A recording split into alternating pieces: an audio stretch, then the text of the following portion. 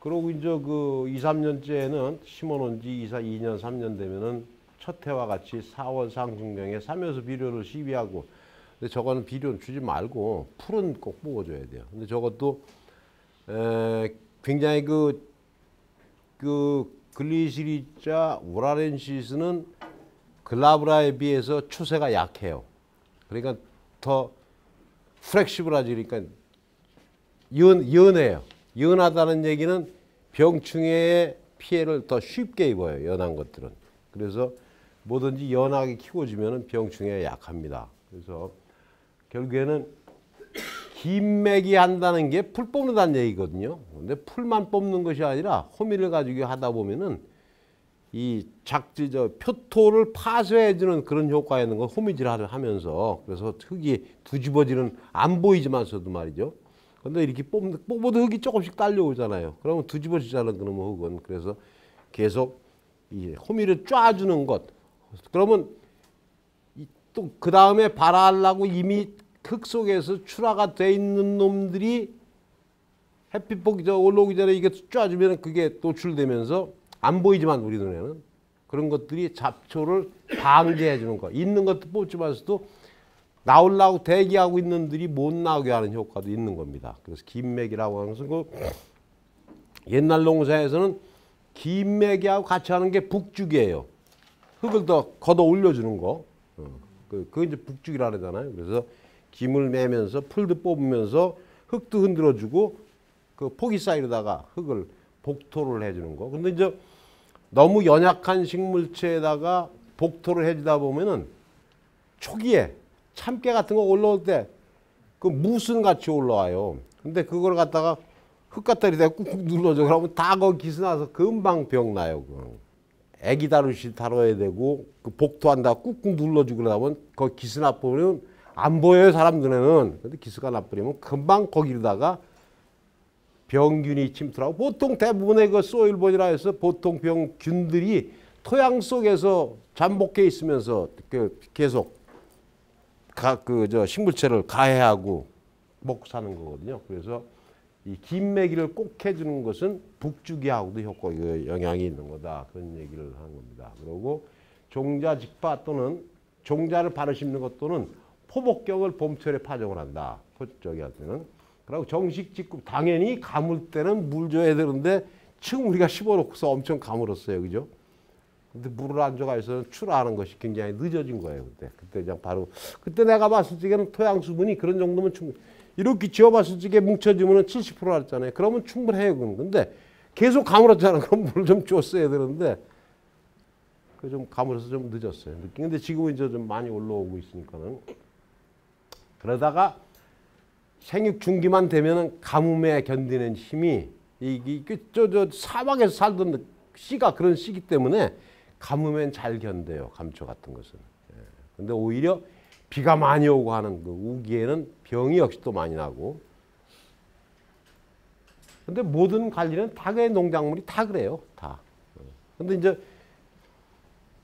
아까 쉬기 전에 하는 것처럼 1년에 4번만 가면 가면은 건드릴 일이 없잖아요. 내비두면은. 그러니까 병도 덜 나요.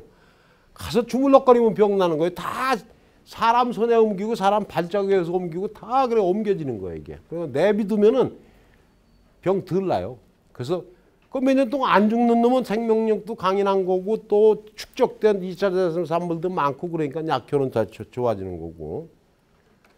그 다음에 이제 병이 이 지금 식물도 외래식물 도입돼서 들어오는 것들이 많고 또 종자 수입하고 그럴 때 그 섞여서 들어오는 이종의 종자도 섞여 있고 거기에 이제 균도 따라오고 충도 따라오고 그러다 보니까 검역이 필요한 거고 저 인천공항이나 들어올 때 보면은 흙 묻은 거는 갖고 오면 안 되게 돼 있어요. 뻘거지고 뭐고 못 보던 뻘거지고 엄청 많이 생겼어요, 그죠?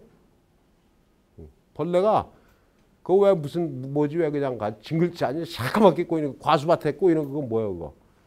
매미같이 생긴 놈도 있고 왜 뭐 아주 이쁜 놈도 있고 그렇잖아요. 그런 것들이 외래병해충들이 굉장히 지금 많이 들어와서 근데 결국엔 이제 전 세계가 다 그렇게 될 거야 아마.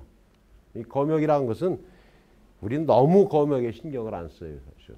이제 갈색 전문이병 같은 거는 저기 저 당귀에도 있어요, 그죠? 당귀에서도 그냥 전문이병이 있었고 갈색 전문이병이 있어. 저 사진에서 봤잖아요. 똑같아요. 균도 마찬가지, 같은 균이고. 그래서 이런 것들이 요때쯤에만 나타나기 시작해 조금씩 나오다가 이때 가서 왕창 나온다는 얘기거든요. 많이 나올 땐 이만큼 나온다는 얘기인데 감초에서 그래도 많은 것이 10%대 넘는 것이 갈색 전문이병하고 뻘거지 중에는 아카시아 진딧물하고 진딧물도 굉장히 여러 가지예요. 진딧물도. 그래서 아카시아 진딧물이라는 것이 황기밭에도 그래요. 황기밭에도 똑같이 콩과거든요. 이게 저 감초도 그렇고. 근데 보통 그 같은 과에는 같은 병해충들이 덤벼들어요. 그래서 이 감초에도 갈색 전문이병, 아카시아 진딧물이 병에서는 갈색 전문이병이 많고 아카시아 진딧물이 충에서는 많다. 이런 것들은 파총체벌레 같은 것은 얼마 안 나오고.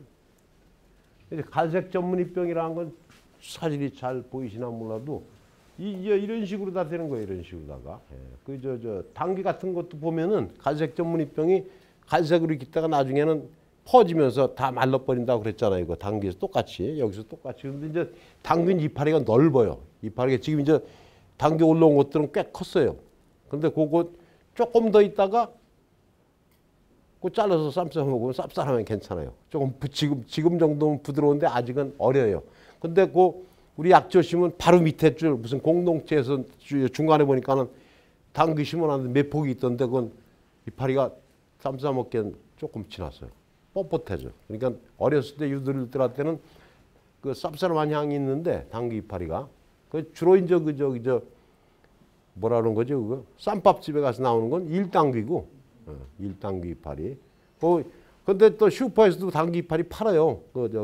가보면 그 잎자루 그냥 따서 팔기 때문에 엄청 질겨 그거 못 먹어 사실. 이파리만 따서 먹어야 되는데 근데 이 약초도 취미에다가 여러 가지로 해놓으면은 봄에 싸 먹을 거리 할 게 굉장히 많아요. 좋은 게 많아요. 예. 그 천리향 같은 것도 조금씩 띄어서 넣고 그래서 한번 먹어보면은 우리는 그 전직에 있으면서 젊어서부터 거기에 사니까는 주말에 친구들도 부르고 식구들도 가고 가서 포석정 만들어 놓고 삼겹살 구워 먹으면서 유들유들한 거 이것저것 다 뜯어 싸 먹으면 쌈밥집 저러 가죠. 엄청 많이 해. 그 여러 가지 하면은 그 나중에 쌈밥집에 그거 대주는 거 해도 장사하면 될 거예요. 근데 그렇게 그런 그 약초에서 나오는 쌈밥 재료 나오는 건 1단계하고 몇 가지 못 봤어요, 사실. 그런 것도 한번 생각해 보시는 것도 괜찮다. 5월 상순부터 발생돼서 갈색 전문이병이가 장마 후기인 7월까지 성엽, 다 큰 이파리, 성엽에 지속적으로 발생하고 새로 나는 잎을 따라서 계속 번져나간다.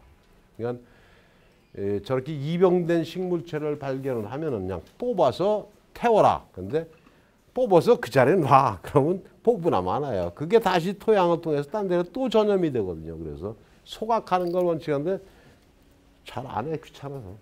그래서 좀 이것도 당귀에서도 고시된 약재가 뭐 무슨 병에는 언제쯤 무슨 약을 처라는 거 다 나왔잖아요. 근데 여기도 마찬가지 봐서 다 시험을 해서 디페코나졸이라든지 아지옥시스트로빈 수화제라든지 옛날부터도 그런데 이런 거는 오래간만에 봐도 하도 젊어서 입에서 달게 떠든 것들이 와서 자연스럽게 나오네. 그 다음에 이제 그 병이 아닌 생리장애라는 게 있어요. 생리장애. 병이 아닌데 얼핏 보기에는 병같이 보이죠. 그래서 프리스덤병이라는 것은 병원균은 동정되지 않는다. 병균은 생육기 중에 지상부가 일찍 고사하는데 뿌리 부분은 수확해서 보면 썩어서 물르고 심하면 알코올 냄새, 썩으면 알코올 냄새 나요. 냄새가 난다. 내두 부분과 지제부에 적간성이 균사층이 생기고 뿌리 아랫부분부터 썩어 들어가서 내두 부분은 심제가 뭐야? 썩는다. 입마름 증상, 뿌리 썩은 병이 그렇고 입마름 증상이라고 하는 것이 이제 장마기 때 보통 이게 뿌리가 호흡을 과습 상태가 되고 토양 수분이 과포화 상태가 되면은 뿌리가 호흡을 못 해요. 뿌리가 숨을 쉬어야 되는데 그러니까 뿌리 호흡이고 뭐고 하는 것이 토양의 물리성과 관계가 있는 거고 토양 물리성은 처음 시간에 얘기했던 것이 토양에 삼상이 있다 때 기상, 액상, 고상 얘기하는 거 그게 합리적으로 다 이게 밸런스가 맞았을 경우에 이 토양 내 입자 간에 그 통기가 된다든지 투수가 된다든지 이래 돼야 되는데 장마기에는 과포화 상태가 있어서는 뿌리가 호흡을 못하게 되면은 숨 못 쉬면 죽지 못 펼 수 있어. 숨 못 쉬면. 근데 금방 죽지는 않지 비들비들하다가 이러한 그 감초에도 등록된 약이 있는데 최소한 여러분들은 이거하고 거리를 두고 이거 쳐다보지 말고 그 대신 규모 있게 농사를 하실 분들은 혹시라도 몇백 평의 농사를 하실 분들은 개인적으로 저한테 연락을 다시 하세요. 그러면 내가 아주 농사를 어떤 약초가 됐든 간에 전국에서 제일 잘 짓고 하는 사람들한테 내가 백문이 불여일견 얘기했죠. 했죠? 백문이 불여일견보다는 백견이 불여일습 한번 실제 해보는 것만 못해요. 그 다음에 이제 수확이 저것도 이제 올해 가을 되면은 한번 일단은 반이라도 캐봐요. 여러분들이 심은 거니까는. 그때가 7월 마지막 주까지가 계획이 있을 겁니다. 그럼 이제 그때는 한참 생육 성기예요. 그때가. 그러니까는 여기 오신 분들은 대부분 여기 자주 오잖아요. 그죠? 그래서 관심 좀 가지고 저거 내가 심은 거라고 가서 소유권 주장도 하면서 가을에 가서는 좀 캐서 맛도 좀 보고 그렇게 하시라고. 이제 감초 뿌리 수확은 정식은 2, 3년. 직파 경우에는 3, 4년만 수확할 수 있어요. 결국에는 저렇게 단연생 약초인 경우에는 그해 시세를 봐서 아이고 올해 파는 것보다는 안 팔아요. 그럼 안 캐면 돼. 안 캐면 되는데 그러면 딱 좋아서 내년에 값이 올라가면 다행인데 값은 더 떨어지고 죽은 거 더 생기고 그러면 그러니까 그게 하나님하고 반타작하는 게 농사고 통박 아무리 쳐도 야근께 넘어가는 경우가 굉장히 많아. 그지 우리가 이걸 해봐도 그렇잖아. 이거 갑자기 또 제가 제모냈으니까는 나는 요번 내가 이거 하면 제가 되지다 이거 하면 싹 하면 결국엔 그거 똑같이 와. 그래서 맨날 쳐 그래서 그거 똑같은 거예요. 그러니까 그런데 이 시세에 따라서 수확 시기를 조정할 수 있는 장점이 있어요. 단연생들은. 근데 당귀 같은 거는 원래 2년, 3년 가면은 2, 3년생이에요. 예. 이제 황귀 같은 건 10년까지도 괜찮아요. 예. 감초 같은 건 10년 돼도 괜찮아. 안 죽어 이런 것들은. 그 대신 물만 잘 빠지는 땅에도. 그러면 만일에 농사를 많이 했다고 할 경우에는 할 수 없이 내년이면 죽을 놈이니까 캐야 되지만은 내년에도 내비두면 안 죽을 놈들 2, 3년생 약초 같은 경우에는 가격에 맞출 때 팔 필요가 있다. 그리고 이제 봄에 캐는 것도 있고 가을에 캐는 것도 있는데 대부분 요새는 약초는 추체가 구별이 돼 있었어요. 봄에 캐는 놈, 가을에 캐는 놈. 그런데 요새는 다 일관해서 농사 시스템에 들어가 버리기 때문에 봄에 심었다 다 가을에 캐요. 일반화돼 있어요. 수확 시기는 가을에 경엽이 말라 죽은 후가 단맛이 강하며 약효 성분이 높아 가장 적합하지만 9월 하순부터 12월 상순까지 수확할 수 있는데 9월 하순은 조금 일러요. 조금 더 둬도 됩니다. 이제 모든 식물이 광합성 작용에 의해서 영양을 생산하고 비축을 하는 거 아닙니까? 그런데 그것은 그게 하고 싶어도 못하는 것이 서리가 와버리면 끝이야. 서리가 와버리면 얼어버리기 때문에 서리빨에 얼잖아요, 작물이. 그러면은 근데 서리가 와서 떨어 죽었다고 밑에 게 죽는 건 아니에요. 뿌리는 그대로 있어요. 서리 맞고 캐도 돼. 근데 서리 맞으면 조금 있으면 추워지잖아요. 땅 얼기 시작하고. 그러니까는 서리 오기 직전까지 두는 것이. 근데 어떤 것은 그 물질의 생산 및 이동 축적이 그리는 커브를 이 곡선을 봐보면은 어느 정도까지 가면 인삼이 4년째까지는 사포닌 함량이 증가하다가 5년째 가다 안 증가한다고 내가 똑같은 겁니다. 이것도 연중에 9월달까지만 갖다 피크를 이뤘다 10월달 가면서 더 올라갈 것 같지만 안 올라가는 경우가 있어요. 그렇기 때문에 그런 걸 다 보고서 여기서 얘기하는 것이 9월 하순인데 9월 하순부터는 조금 한 달 정도는 더 두어도 조금 낫다 이런 얘기입니다. 그러니까 덜 여물었다고 보시면 돼. 덜 여물었다. 쉬운 말로 하면은. 봄에 발아되기 직전에 수확할 수도 있지만 이때는 값이 일단은 거래가 안 되는 시기야. 그때는 봄에는 모든 약초 거래가 가을에 다 돼요. 특별한 약초 몇 가지 같은 것은 춘채를 일부러 해서 특수한 데서 사가는 사람이 있을 경우 빼놓고서는 대부분 가을에 거래가 되고 유통이 되기 때문에 그것도 이제 똑같이 가을인데 그 시세라는 것은 그러니까 농사는 오래 지어야지 그 경험이 되는 거예요. 이게 지나간 장, 요번 장, 다음 장, 5일장이라고 따지면은 가격 차이가 있거든. 그러니까 제대로 경험 많은 사람은 그거까지 맞춰요. 그러면 똑같은 걸 캐서 100원씩 더 받으면 그만큼 이익 아닙니까? 그러니까 그것이 이게 전부 경험이다 이런 얘기예요. 수학 방법 뭐 방법이랄 게 뭐 있어? 저 위에 거 잘라내고 경협을 놔두고 제가 포크를 이용해서 이게 이제 깊게 뻗으면 건데 지금 아까 사진처럼 아주 우리 그런 그냥 전형적인 우리 밭도에 지금은 요것밖에 안 들어가. 소시랑 가지고 찍어도 나와요 이게. 근데 제대로 심으면 되는 아까 그 성적에는 71cm 가지고 있었잖아요, 그죠? 데이터에 이렇게 커지는 것도 있어요. 저 땅심만 좋으면 모래질 많고 그러면 그런 데는 전상 포크레인 가지고 캐야 되고 요새 또 포크레인 삽도 전부 해서 앞에다 발 달고 해서 별걸 다 만들었죠. 그 로컬 철공소에 포크레인 삽도 여러 가지 만들어놨어요. 거기다 붙여가지고 이 보면은 감초는 뿌리가 길고 포복경이 많아서 인력으로 수확하면 엄청 이거 왜 그러냐면 포복경이 아까 그 사진에서처럼 사방으로 이렇게 뻗잖아요 이게. 그리고 길잖아. 칡뿌리 같이 끊어지지도 않아요 이렇게. 칡넝쿨 같이. 그러니까 사람이 캐다 보면은 이 뿌리는 캐질지 몰라도 이게 잡아당기는 것들이 많아서. 네. 근데 이제 이거를 쓰기 위해서는 꽂아서 이것도 이제 비닐을 씌워놓으면 잡아당기면 나와요 이거는.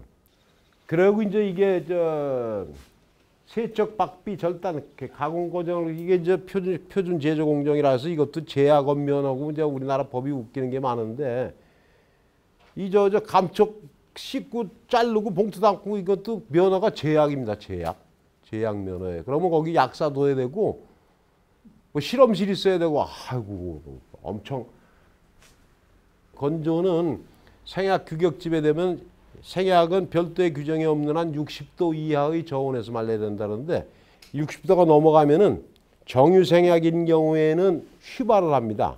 에센셜 오일의 오일 성분은 휘산을 하게 되고 그러니까는 보이지 않는 생약의 품위가 떨어지는 거고 약효가 떨어지게 되는 거죠. 그래서 열풍 건조 30에서 60도.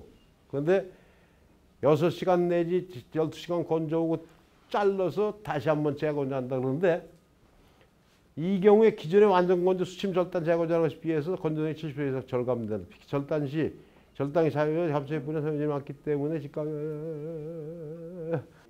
제조 공정 지침이라는 것도 이렇게 어느 단계에서는 뭐 해라는 게 전부 있습니다. 이게 이제 세척할 때 이제 이렇게 요새 이제 로컬에도 가보면은 시간이 되면 이런데도 농사 짓는 분들한테 내가 한번 좀 안내를 해드리고 싶은데 이 포복경도 엄청 많이 나옵니다. 이거 수확하다 보면 이거는 뿌리인데 포복경도 뿌리보다도 몇 배 더 나와.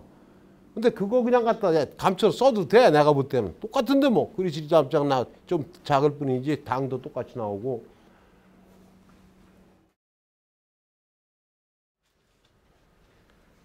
보통 이제 열풍 건조기 이런 식으로 생겼죠. 여기다 집어넣어서 말리고. 저장은 비닐봉지에다 잘 담아서 곰팡이 안 나는 데 주면 됩니다. 저장. 근데 저장까지 할 거 우리 농사 안 지을 거잖아요. 그러니까 바짝 말려서 쏟다가 집에서는 상비약으로 써도 되고 음식 갈찌개도 잘하면 그 단맛은 오래 가는데 한번 이제 저기서 캐고 집에 가져가서 그거 좀 심었으면 그거 가서 한번 해보세요. 그러면 뭐 좀 재미있는 게 나올 수도 있고. 오늘 여기까지만 하고 얼른 가서 풀들.